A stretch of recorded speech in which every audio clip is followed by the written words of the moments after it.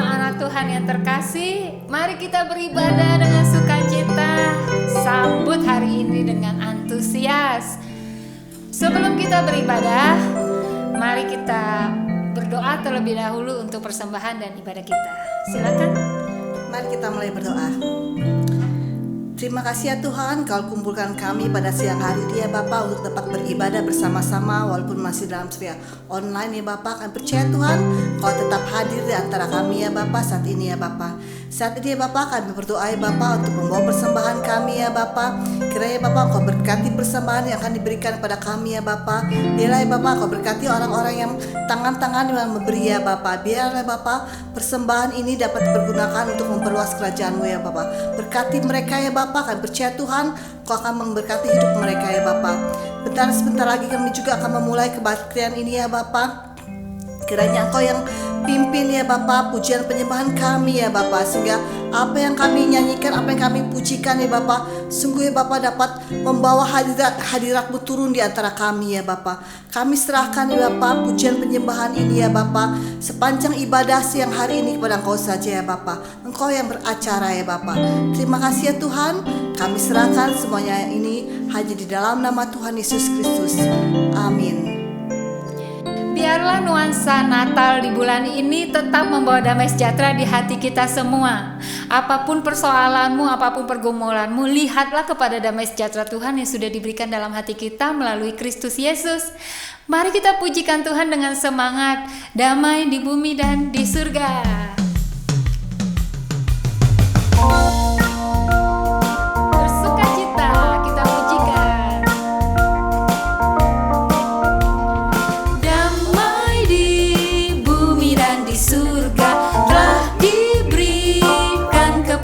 Kita telah lahir untuk membawa damai dan sejahtera. Damai di bumi dan di surga telah diberikan kepada kita. Telah lahir untuk membawa damai dan sejahtera.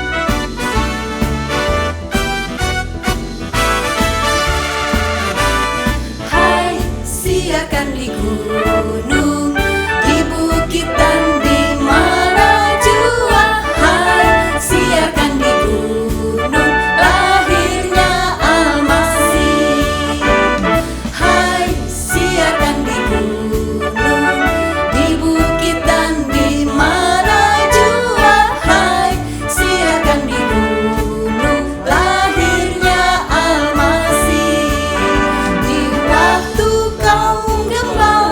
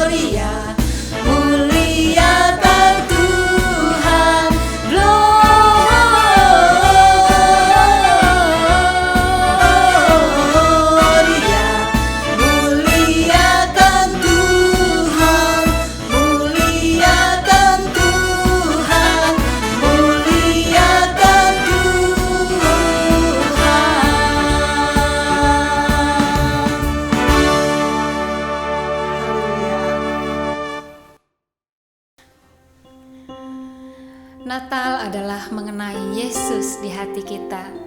Natal adalah mengenai kita mengerti bahwa kita diselamatkan oleh Dia. Natal adalah mengenai betapa bukti kasih Tuhan kepada kita. Tanpa Yesus, apalah arti Natal kita? Tidak akan berarti tanpa Dia. Tujukan mata kita kepada Tuhan, rasakan kasih-Nya, dan pujikan nama-Nya. Natal di hati.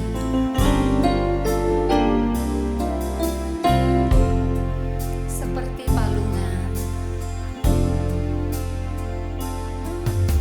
Seperti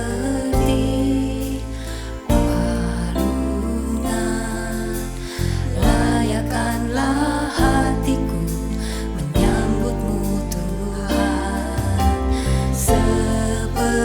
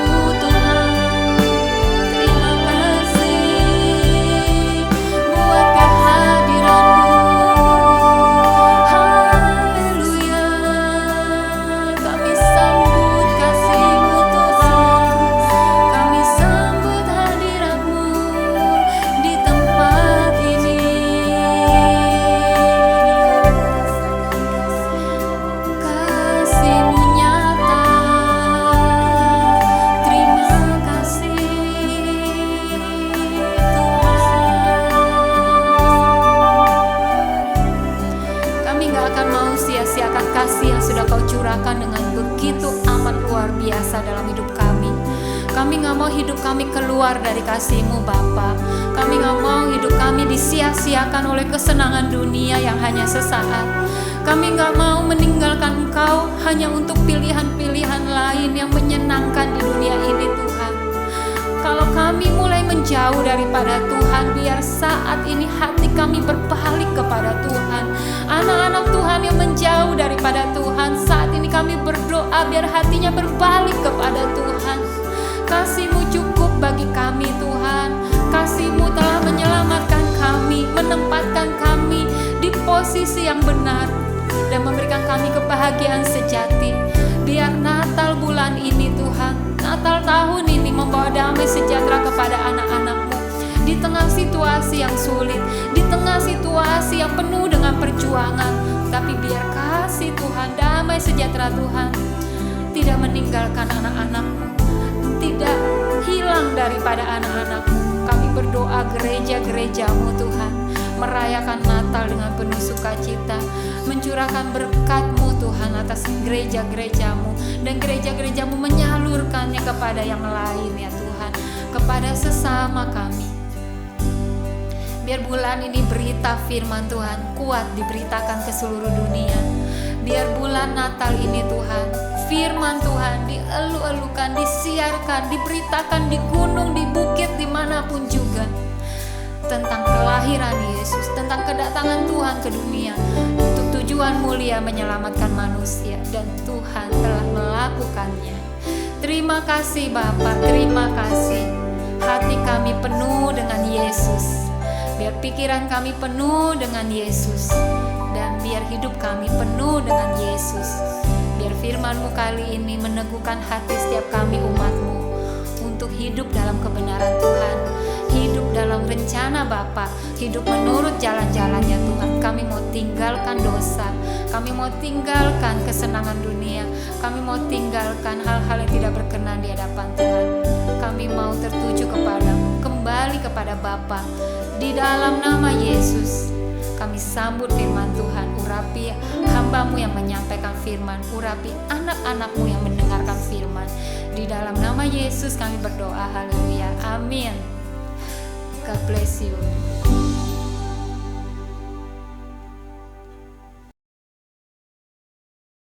Shalom jemaat Tuhan yang saya kasihi.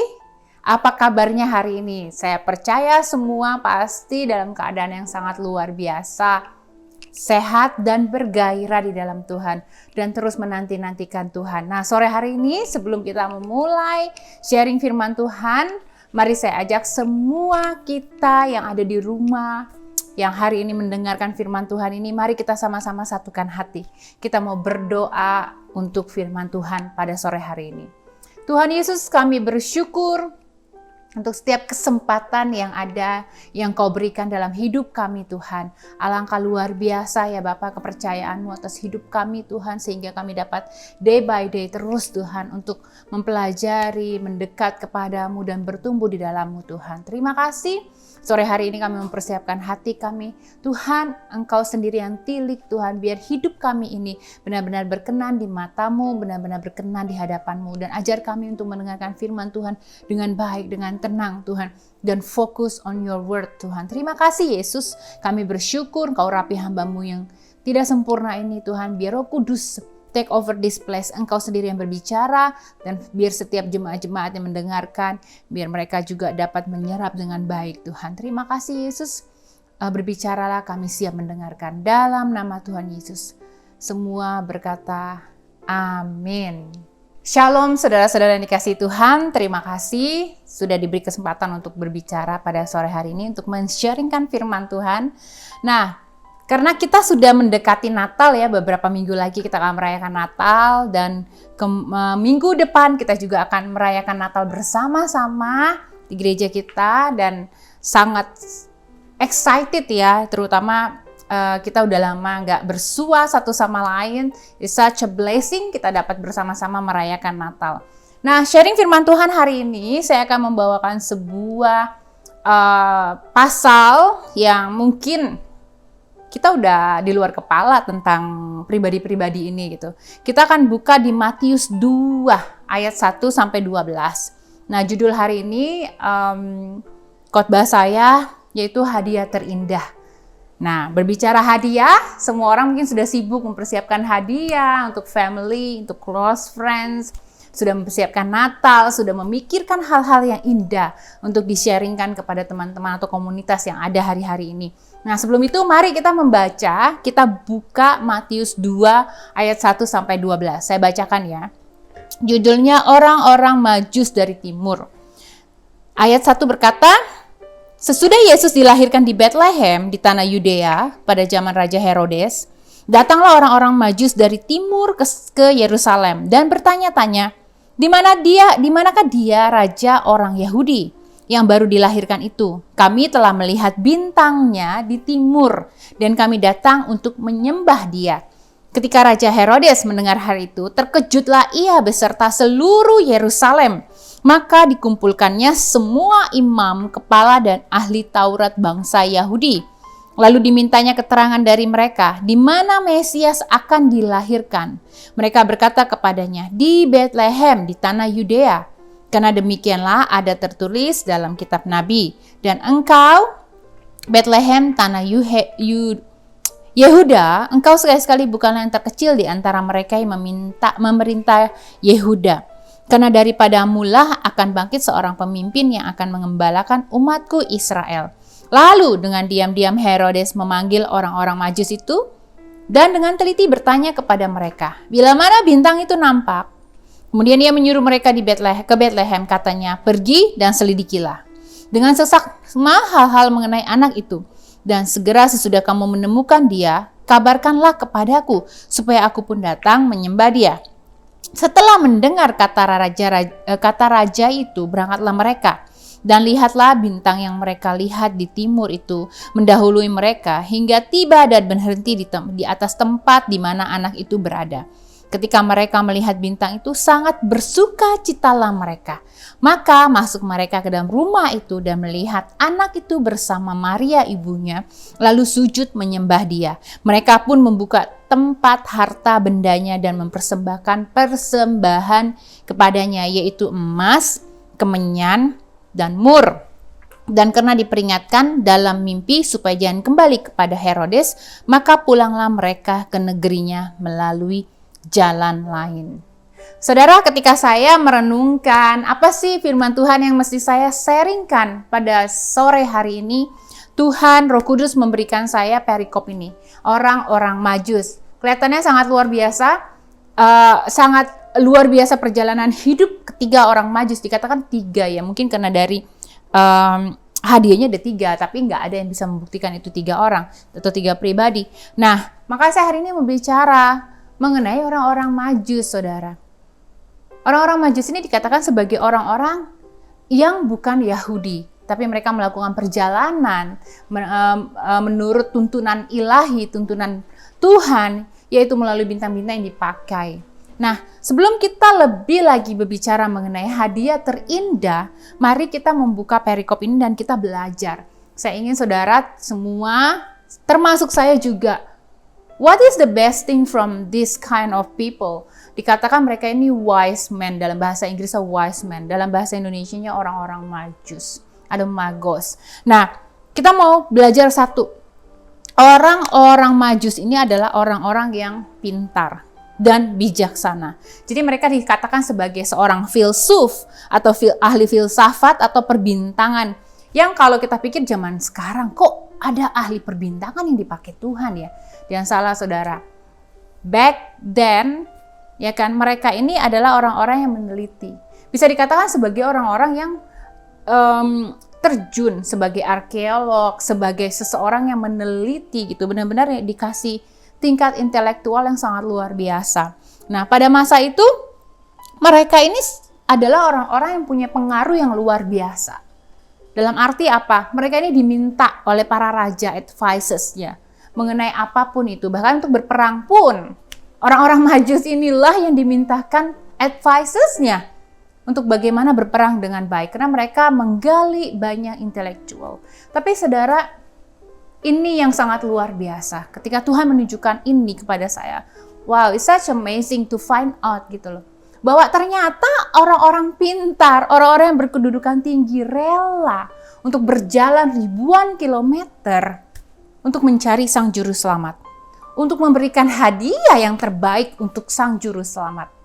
Nah, kita belajar bahwa satu orang Majus adalah orang-orang yang pintar, orang-orang yang intelektual, orang-orang yang bijaksana, yang berkedudukan tinggi, tapi mempunyai hati untuk mencari raja di atas segala raja yang baru lahir itu. Untuk mencari Yesus yang baru lahir itu. Karena mereka pada waktu itu mungkin sudah mendengar akan datang seorang raja. Bukan cuma untuk raja sebagai raja orang Yahudi, tapi untuk semua bangsa. Karena orang Majus adalah bukan orang Jewish, tapi orang Timur. Dikatakan mereka adalah datang dari Timur ke Yerusalem. Nah, kita belajar satu, bahwa orang Majus adalah orang-orang yang pintar dan secara intelektual mereka adalah orang-orang yang mempunyai pengaruh. Nah, mereka datang dari Timur. Di mana sih Timur itu, saudara? Saya ini iseng gitu ya kan. Orang Timur ke Yerusalem pada zaman itu sejauh apa gitu ya kan. Saya mencari tahu gitu ya kan. Dikatakan sekarang itu posisinya ada di Iran atau Persia. Bayangin, Tuhan Yesus lahir untuk menebus dosa kita, dan orang yang jauh dari kampung halaman Yesus datang berjalan berjauh-jauh mil, jauhnya jaraknya untuk mencari sang raja. Ya kan? Such amazing heart. Jadi mereka itu datang dari negeri timur ke Israel. Saudara, kalau kita belajar dari mereka, mereka tuh datang bukan kayak sekarang. Cuma naik pesawat sampai, ya kan? Saya searching, sejauh mana sih yang namanya Iran dan Persia, Iran atau Persia itu ke Yerusalem, tapi lewat darat, ya kan? Saya searching gitu Google. Ternyata saudara, di Google diterangkan bahwa kalau kita harus berjalan kaki dari Iran atau Persia ini, itu jaraknya kurang lebih 446 jam berjalan kaki. Of course, dulu nggak ada flight, mereka harus naik onta. Naik flight pun harus menghabiskan waktu sekitar 26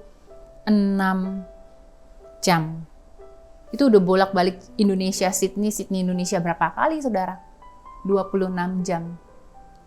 Sebegitu jauhnya jarak antara Persia atau Iran ini ke Yerusalem. Tapi mereka dikatakan membawa hadiah yang sangat luar biasa. Dengan resiko saudara. Tentunya pagi, siang, malam di padang gurun. Bawa mur, bawa kemenyan, bawa emas. Dikatakan mereka membawa emas, kemenyan, dan mur. Pada zaman itu, 3 hal ini adalah komoditas yang sangat luar biasa mahalnya. Sekarang mungkin bisa dibandingkan dengan mungkin harga properti semahal itu. Atau juga mungkin digital money yang sedang bermain dengan saham, yang bermain dengan kripto. Begitu mahalnya, tapi mereka meresikokan hidup mereka untuk berjalan kaki selama 446 hour. Ya, bersama dengan onta, saudara. Seberapa jauh sih onta jalan? Seberapa cepat onta jalan? Ini, mereka adalah orang-orang yang berjalan dari timur ke Yerusalem untuk mencari damai. Sumber damai itu, yaitu Yesus Kristus. Jadi saudara, ya kan? Kita juga mau belajar dari Matius 2 ayat 1 sampai 12 ini. Ya kan? Ada banyak respon manusia pada waktu itu dituliskan di dalam Matius 2 ayat 1-12. Kita belajar bahwa satu, banyak orang nggak peduli. Sedangkan orang Majus berbanding terbalik dengan orang yang di Yerusalem gitu. Orang Yerusalem doesn't care. Bahkan ketika Yesus lahir di situ, di daerah situ yang mungkin jaraknya cuma dari sini ke Maskot atau dari sini ke City gitu. They don't even care. Tapi berbanding terbalik dengan orang-orang Majus yang datang from far away untuk datang bersuka cita menyembah Tuhan yang lahir. Hadiah yang terindah yang Bapak berikan buat manusia. Ya kan? Nah, berbanding terbalik, kalau kita baca kembali di Matius 2 ayat 1 sampai 12, kita bisa melihat banyak respon orang-orang yang berbeda-beda. Kalau kita baca lagi di Matius 2 ayat 2, dikatakan kayak gini. Dan bertanya-tanyalah, orang Majus itu bertanya-tanya, di manakah dia, raja orang Yahudi yang baru dilahirkan itu? Kami telah melihat bintangnya di timur dan kami datang untuk menyembah dia. Ketika Raja Herodes mendengar hal itu, terkejutlah ia beserta seluruh Yerusalem. Dikatakan mereka hanya terkejut. They don't even care, they don't even menerima itu dengan sukacita. Tapi dikatakan mereka hanya terkejut, saudara. Wow, terkejut sesaat, alias nggak peduli. Jadi respon mereka hanya berhenti di situ. Mereka nggak peduli sama Natal atau kelahiran Tuhan Yesus tepatnya. Mereka cuma terkejut sesaat. Berbeda terbalik dengan orang-orang Majus yang mencari-cari Tuhan. Di mana Tuhan? Di mana Sang Juru Selamat itu? Nah, kedua, kita kan melihat pribadi yang namanya Herodes. Kalau kita baca, Herodes yang kepanasan, saudara. Dia ini adalah raja yang memerintah pada waktu itu. He used people untuk memperkuat powernya dia, untuk memperkuat kekuasaannya dia. Dia melakukan apa saja, bahkan rela membunuh bayi-bayi yang dianggap akan membuat dia lengser dari tahta kerajaannya. Berbanding terbalik dengan Yesus yang ketika datang ke dunia sebagai raja, mempergunakan powernya untuk melayani. Sedangkan Herodes, dia peduli kepada kelahiran Yesus tapi dengan maksud untuk mencari tahu, untuk mencari upaya bagaimana caranya. Ketika Yesus datang, itu Yesus nggak menggeser tahtanya dia. Dikatakan dia mengumpulkan semua imam, kepala, dan ahli Taurat. Ketika dia sudah terkejut, kemudian dia kumpulin nih semua ahli Taurat dan imam kepala bangsa Yahudi. Ayat 4 berkata, lalu diminta keterangan dari mereka, di mana Mesias yang akan dilahirkan? Mereka berkata kepada di Bethlehem, tanah Yudea, karena demikianlah ada tertulis dalam kitab Nabi. Ayat 7 berkata, lalu dengan diam-diam Herodes memanggil orang Majus dengan teliti bertanya kepada mereka, bila mana bintang itu nampak? Pergi dan selidikilah dengan seksama mengenai anak itu. Segera sesudah kamu menemukan dia, kabarkanlah kepadaku supaya aku pun datang menyembah dia. Jadi saudara, ada satu pribadi lagi yang bernama Herodes yang gak pusing dengan kedatangan Tuhan Yesus. Pusingnya adalah ketika dia merasa dirinya terancam. Dia mempunyai banyak kepentingan sebagai seorang raja yang rule over pemerintahan Roma pada waktu itu. Dia tidak mau dikalahkan. Dia ketakutan dengan datangnya orang Majus, dia merasa tersingkir. Dan ada satu lagi pribadi yang juga menurut saya ketika saya membaca perikop ini, yaitu siapa? Ahli-ahli Taurat dan imam kepala bangsa Yahudi. Mereka ini orang-orang yang belajar tentang kedatangan Tuhan Yesus. Mereka ini orang-orang yang menyelidiki, bisa dibilang ahli teolog. Mereka adalah imam-imam kepala di Yerusalem. Tapi nyatanya mereka juga cuek, saudara. Ketika Yesus sudah datang, apa yang mereka pelajari, apa yang mereka ketahui, hilang begitu saja. Seperti tidak ada apa-apa. Harusnya mereka ketika mereka belajar, mereka menanti-nantikan, dan ketika sang raja itu lahir, mereka harusnya lari dengan sukacita menyambut sang raja.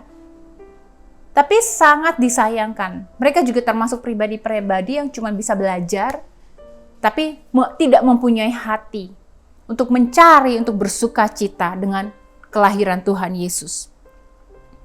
Berbeda dengan orang-orang Majus yang merelakan waktunya, yang merelakan hartanya, yang merelakan tingkat sosial mereka untuk mencari sang juru selamat.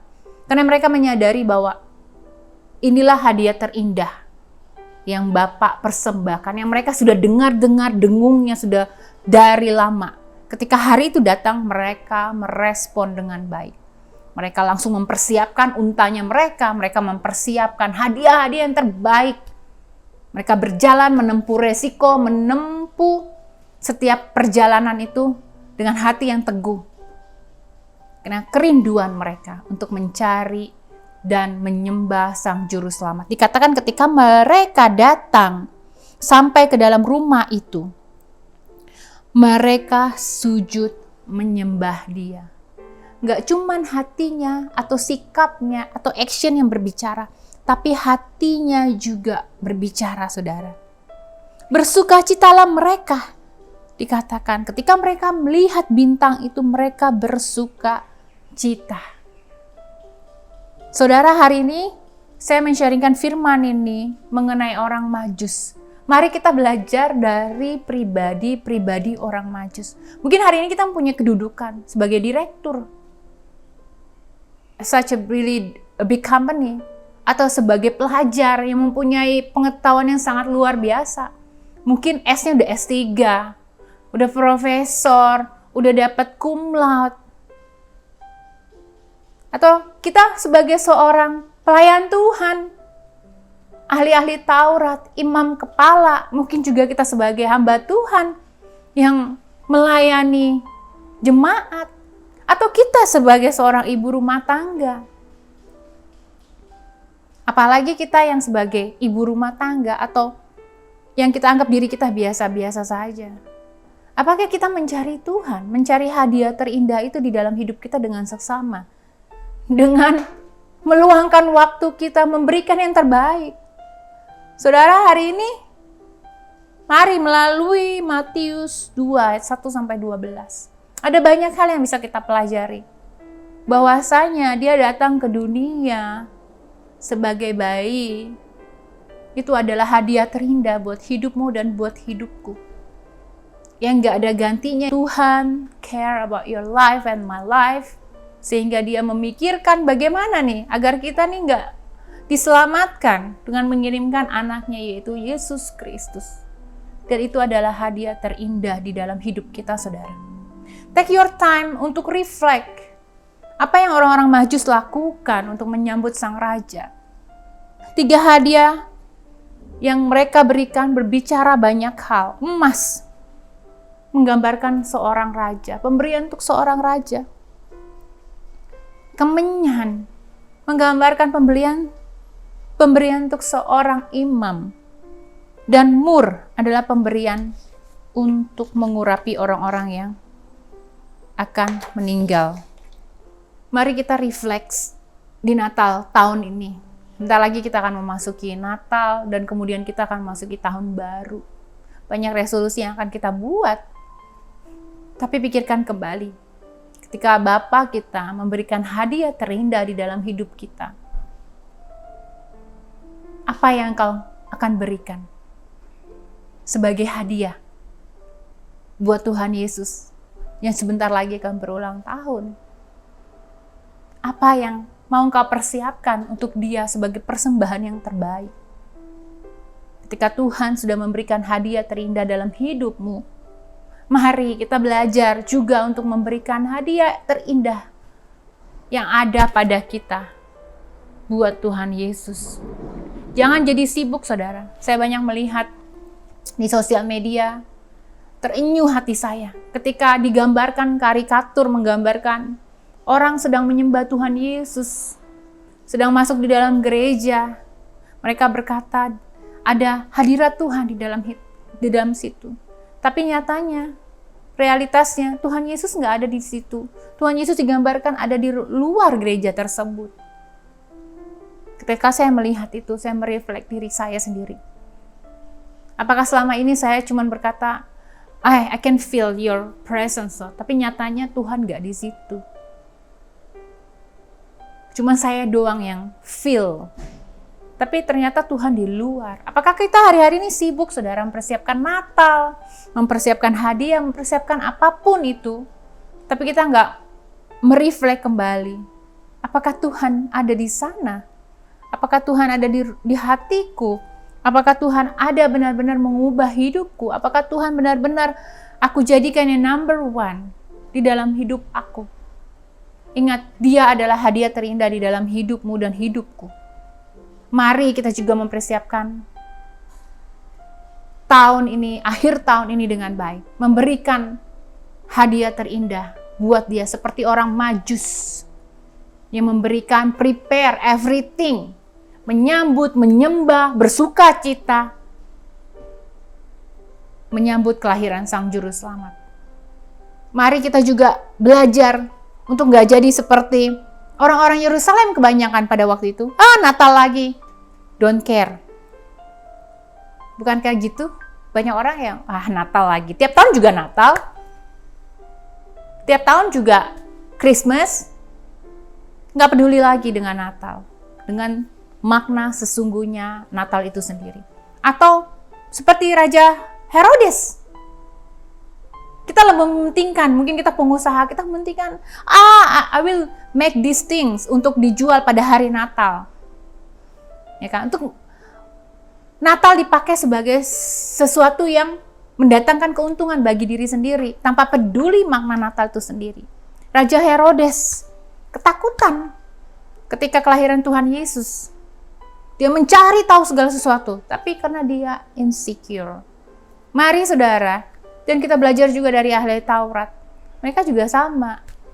Imam kepala ahli Taurat yang sudah belajar banyak mengenai kelahiran Tuhan Yesus sebelum Yesus itu lahir di dunia. Tapi ketika hari hanya datang, mereka nggak mempersiapkan diri mereka dengan baik. Mari kita merenung, menyelidiki hati kita, pribadi kita masing-masing. Saya juga, saudara juga. Pakai momen ini untuk belajar. Apakah saya sudah mempersembahkan hadiah terbaik untuk Tuhan Yesus di hari Natal yang indah ini? Apakah saya sudah mempersiapkan hati saya untuk bersuka cita, untuk menyembah, untuk memberikan sesuatu yang berkenan di hatinya? Berikan sesuatu yang berkenan di hatinya, saudara. Hari ini, firman Tuhan saya selesai, tapi saya berdoa. Biar firman Tuhan ini boleh berbicara terus menerus di hatimu dan di hatiku. Biar itu boleh berbuah dan menjadikan kita pribadi-pribadi yang enggak benar-benar terhilang ketika Natal tiba. Mari kita mereflek kembali. Sehingga kita menjadi orang-orang yang berkenan di hadapan Tuhan. Menjadi pribadi-pribadi yang mencari Tuhan di hari Natal ini, memberikan hadiah terindah buat Dia, menyembah bersuka cita. Mari saudara, saya ajak kita bersama-sama berdoa, dan juga kita akan menerima doa berkat pada sore hari ini. Dan saya mengucapkan selamat hari Natal. Mari kita pakai momen Natal ini untuk benar-benar mendekat kembali kepada Bapa kita, memberikan yang terbaik untuk Dia dari hidup kita. Terima kasih. Mari sama-sama kita berdoa. Tuhan, sungguh kami mengucap syukur untuk sore hari ini. Bapa, kami bersyukur untuk firman yang Kau berikan dalam hidup kami, Tuhan. Pakai waktu-waktu yang ada di dalam hidup kami ya Bapa. Terus perbaharui kami Tuhan, untuk menjadi pribadi-pribadi yang peduli akan makna Natal itu sendiri Bapa. Jadikan kami pribadi-pribadi seperti orang-orang Majus, yang gak termasuk golongan Jews, tapi mempunyai hati untuk mencari Engkau. Bahkan untuk memberikan hadiah terbaik dari hidup mereka. Mengorbankan waktu-waktu mereka Tuhan, untuk mencari Engkau. Mempersiapkan waktu-waktu mereka untuk mencari Engkau. Ajar kami menjadi pribadi-pribadi yang mempunyai hati yang haus. Di Natal momen ini Tuhan, kami mau reflect kembali Tuhan. Kami mau Tuhan menjadi anak-anak-Mu yang berusaha untuk menyediakan hidup kami Tuhan. Yang memberikan hidup kami sebagai hadiah untuk Engkau di Natal yang indah ini Bapa. Ampuni kami Yesus. Dan biarlah sore hari ini Tuhan, firman itu terus berbicara dan bertumbuh di dalam pribadi demi pribadi. Saatnya Tuhan kami akan berpisah satu sama lain. Hamba-Mu berdoa dari tempat ini. Biar Tuhan setiap jemaat Tuhan yang beribadah pada sore hari ini Engkau berkati Tuhan. Kemanapun mereka pergi Tuhan, mereka menjadi berkat bagi orang lain. Tuhan, biar Tuhan juga protect hidup mereka ya Bapa. Pekerjaan mereka diberkati Tuhan. Masa depan mereka Tuhan ada di dalam tangan-Mu. Biar Engkau akan menyinari hidup mereka ya Bapa sampai Engkau datang kedua kalinya. Di dalam nama Tuhan Yesus, serahkan hidup kami, jemaat-jemaat yang ada di dalam tangan-Mu.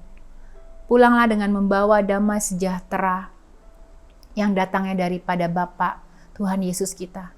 Terima kasih Bapa, kami berdoa dan mengucap syukur. Haleluya. Amin. Tuhan Yesus memberkati.